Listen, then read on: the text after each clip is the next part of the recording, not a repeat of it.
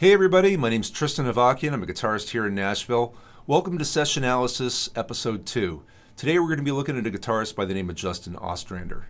Justin's a rising star in the Nashville session scene, and with good reason. He's got incredible chops, but a lot of restraint. He knows exactly where and when to use them. He's got great tone, killer sense of melody, and he comes up with really cool textures and parts that help tell the story of the song. Best of all, he's very generous. He's got his own YouTube channel where he talks about his choices and how he arrives at them. And I'm going to try to use some of that information today to figure out what's going on in a couple of tracks that he worked on. Full disclosure, it is August here in Nashville. It's hot, and yes, it is humid. You can probably tell from my hair. Nothing I can do about it. It's just doing what it does. Also, I had a little accident. That's why the ace bandage, cut myself in the kitchen.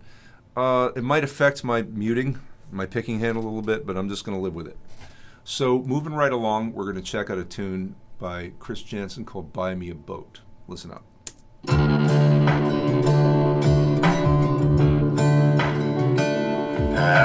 Okay, so the first thing you probably notice is in the right speaker, there's a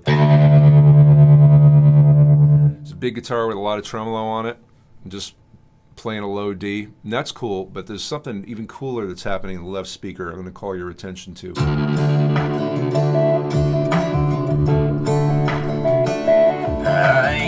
So soloed, that's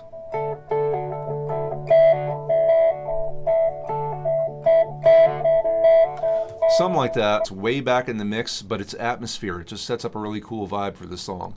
I'm getting this with the H9. There's a preset that's called Guitars in Space. I tweaked the delays a little bit to get this nice gallop that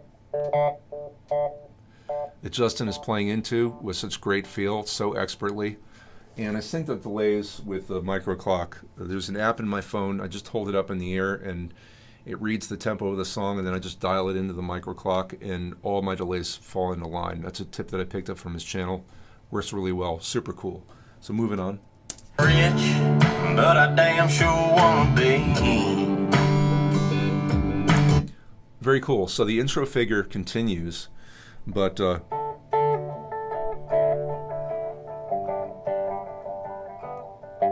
I'm not really sure what he's playing because it's so quiet, but he's just kind of taken the same idea and he's playing it through the changes, and he's brought the volume even further back so he doesn't interfere with the singer, which is super smart. Working like a dog all day ain't working for me. I wish I had a rich uncle that'd kick the bucket and I was sitting on a pile like Warren Buffett. I know everybody says money can't buy happiness, but it can buy me a boat. It can buy me a truck to pull it. Okay, so the chorus kicks in and we're in power chord city. But it can buy me a boat. It can buy me a truck to pull it. It can buy me a Yeti 110 ass down with some silver bullets. Yeah, and I know what they say, but it can't buy everything. Well, maybe so, but it can buy me a boat. It sounds fantastic. It's a really common thing to do in this type of song in the chorus, is to hit it with some power chords that really opens it up and it brings up the energy. But once again, there's something really cool going on in the background. I know what it is. It's slide. Check it out. I'm going to use a couple of tricks that I picked up from Justin's channel. First of all, the high E string is tuned down to D, so I can get kind of these iconic licks without retuning the whole guitar. There's another trick that he's using, I believe, this is in my opinion, where he puts the pickup selector in the middle position and he dials in just a little bit of the neck pickup. Here's with both pickups flat out. Now it's just dialed back a little. So what you wind up with is something that sounds just like a fatter and slightly more mellow neck pickup. Bridge pickup. Really good for slide. But it can buy me a boat. It can buy me a truck to pull. It can buy me a Yeti 110 ass down with some silver bullets. Yeah. Once again, I don't know exactly what he's playing because it's tucked so far back, but it's atmosphere. And the atmosphere it's a wild party. It sounds like there's a bar fight going on in the other room with like stools being thrown and stuff. It's just really fun. They call me redneck, white trash, and blue collar. Okay, so intro guy's back, but now Justin's playing the part in a higher register, it sounds like to me, which is really smart because the big drums are still in, big guitars are still in, they're tucked back, but they're still in there. And of course, you don't want to interfere with the vocal. So he just flips the whole part up into a higher register so you can still hear it.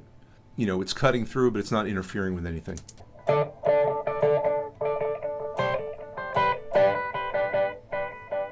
Something like that.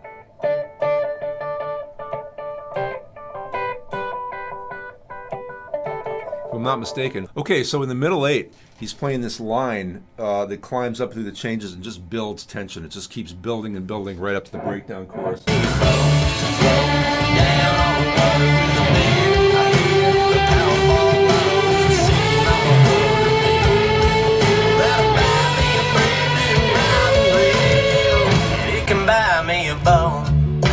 Super cool.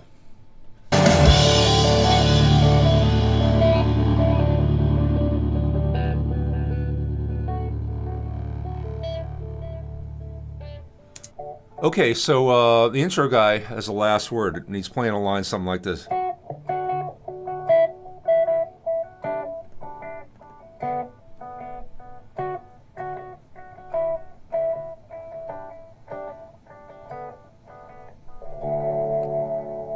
Really cool. Okay, so next up is a tune by Cody Johnson. It's called Till You Can't. Listen up.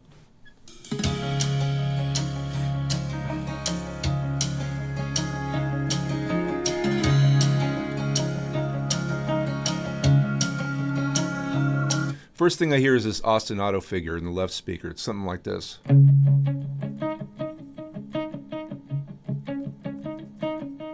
It keeps the rhythmic interest going, but doesn't interfere with the singer. This is something that Steve Lukather used to do a lot. He called it common tones. You take like the root and fifth of the one chord and just kind of let it percolate through the changes. Oh, swearing that you'll last someday further down the road. You can always put a diamond on it. Some beautiful volume pedal stuff going on here. Swells. It's kind of blending with the pedal steel. It's hard to tell which one is which. If you got a chance, take it. Take it while you got a chance. If you got a dream, chase it. 'Cause a dream won't chase you back. If you're gonna love somebody, hold on as long and as strong and as close as you can, till you can.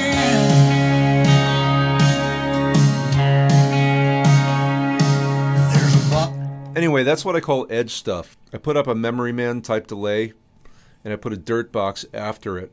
You really want the dirt to take the dry signal and the wet signal and sort of blend them together. It also adds a little bit of grit and takes off some high end. You really don't want the stuff to be too clean sounding. box of greasy parts sitting in the trunk of that 65. Still waiting on you. Okay, that's what I call like a Mike Campbell thing. It's conversational. It's kind of answering the singer. 'Cause you'll never know how bad you wanna till you can't someday. Don't. Really beautiful cascade in the left speaker there. It's something like...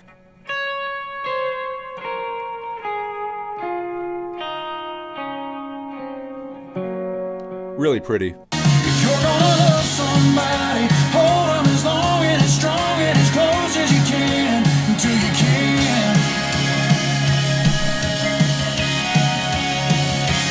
Till you can.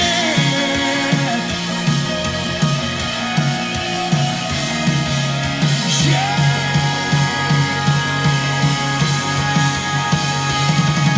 I'll take you.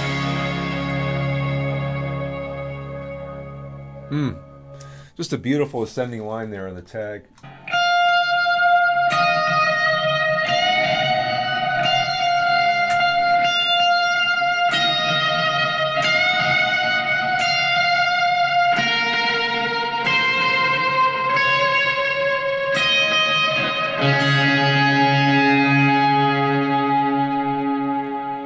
Just beautiful. So there you have it. I mean, that's real mastery. He doesn't play all the notes. He just plays the right one in the right place, and he's got a great sense of dynamics as it applies to song structure and foreground and background, like depth of field. And yeah, that's a sign of a real master.